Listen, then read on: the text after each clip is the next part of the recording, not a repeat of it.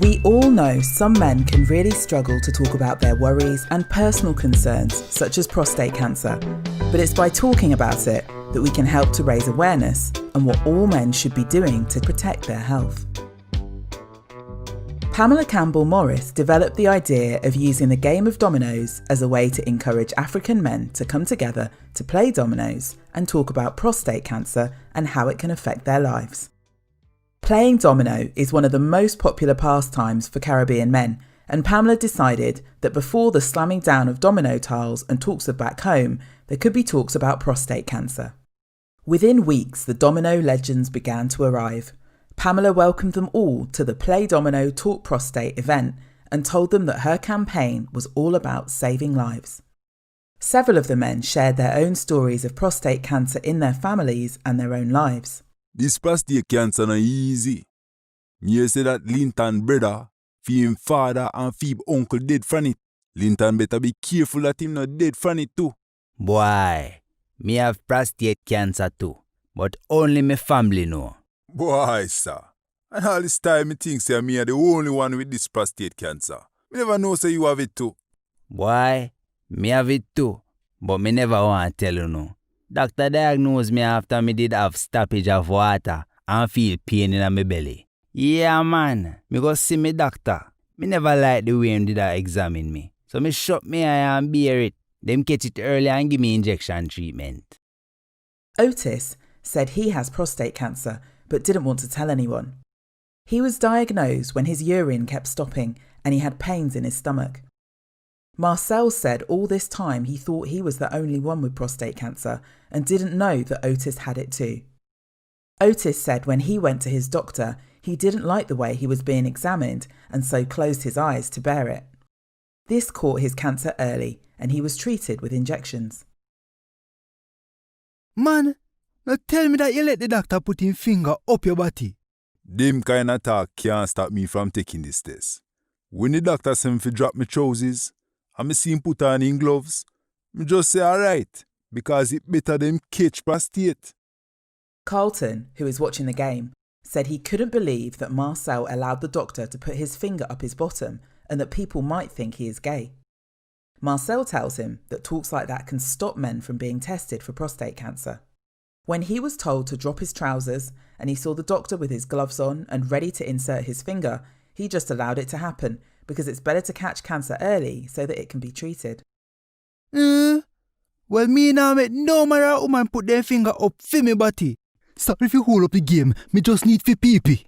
Again, man, you not just come from toilet. What's wrong with you? Mine you not have prostate cancer. Mine you not put your goat mouth on me. Carlton scornfully says that he will let no man or woman put their finger up his bottom. Barrington Bunton, a regular player, said sorry for stopping the game as he needs to pee. Otis asks why he has to go again when he's just been and says he must be careful that he doesn't have prostate cancer. Barrington tells Otis not to put a curse on him. Over the next few months, attendance at the domino sessions grew and Marcel agreed to help Pamela with her prostate cancer awareness campaign. When you see a man like me talk about prostate, you must listen. Some of you think say you're a macho man and you don't have to see a doctor. Some talk foolishness about no make doctor put a finger up for them body in case them turn gay. Marcel tells a gathering of domino players that when a man like him is talking, they should listen to what he has to say. He said that some men think they're macho and don't need to see a doctor, and some talk foolishness about not having a finger put up their bottom in case they become gay. Barrington wondered whether Marcel was trying to tell him something. It was true that some men felt they were too macho to see a doctor, but he didn't. Neither did being thought of as gay bother him. He simply didn't want anyone putting their finger up his backside when he was sure that he didn't have prostate cancer. A domino player asked what the prostate is and where in the body it could be found. The prostate a part of your manhood and favour one walnut. It's between your penis and your bladder. This is what make the doctor feel it through on the bottom. Marcel explained that it is part of the male manhood and looks like a walnut. He said it's between the penis and the bladder and this is why the doctor can feel it through a man's bottom. Me would like to know, what the doctor feel for when they might examine you? The doctor is feeling for anything abnormal. If the prostate is enlarged and feels lumpy, you will be sent to the hospital for a biopsy. In a case you don't know what biopsy is, or when they snip out a little piece of the prostate and send for test. When they examine this piece, they can tell if. Pamela explained that the doctor is feeling for anything abnormal. If the prostate is enlarged and feels lumpy, you will be sent to hospital for a biopsy. In case they didn't know, Marcel explained what a biopsy is.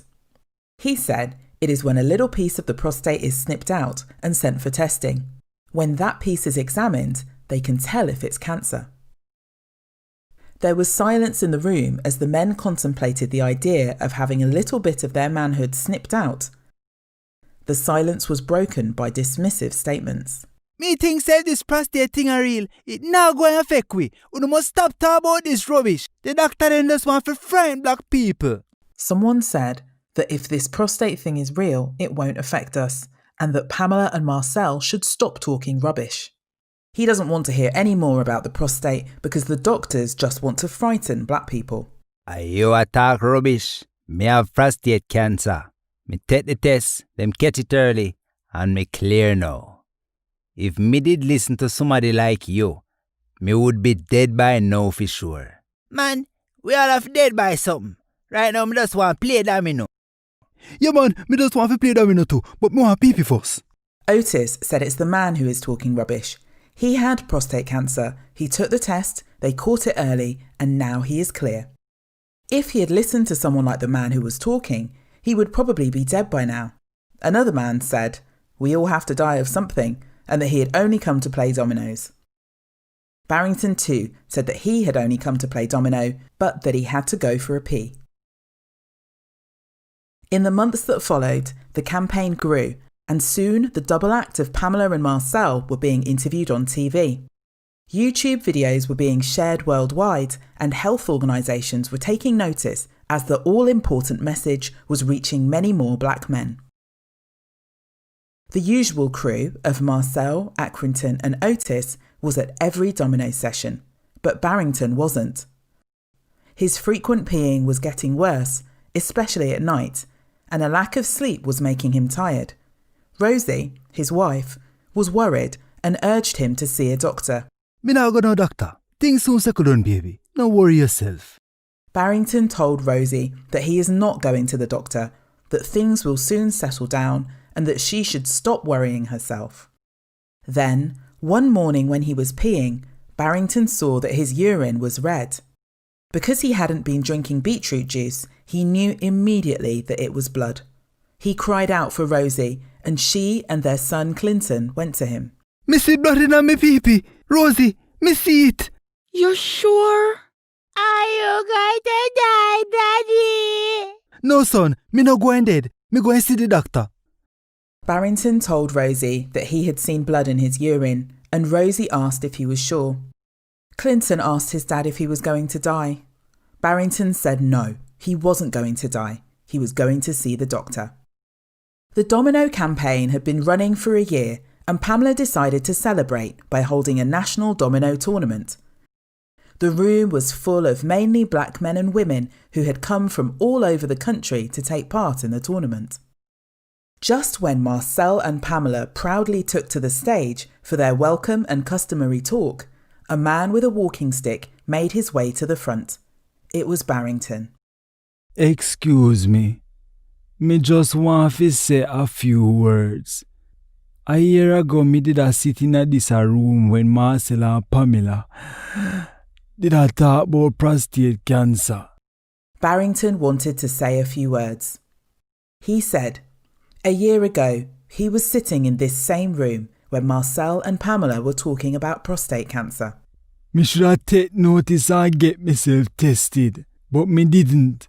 By the time me go see the doctor, it is too late. Now the cancer spread to me bones, for me liver and for me lungs. And the doctor say, me only have a few months to live.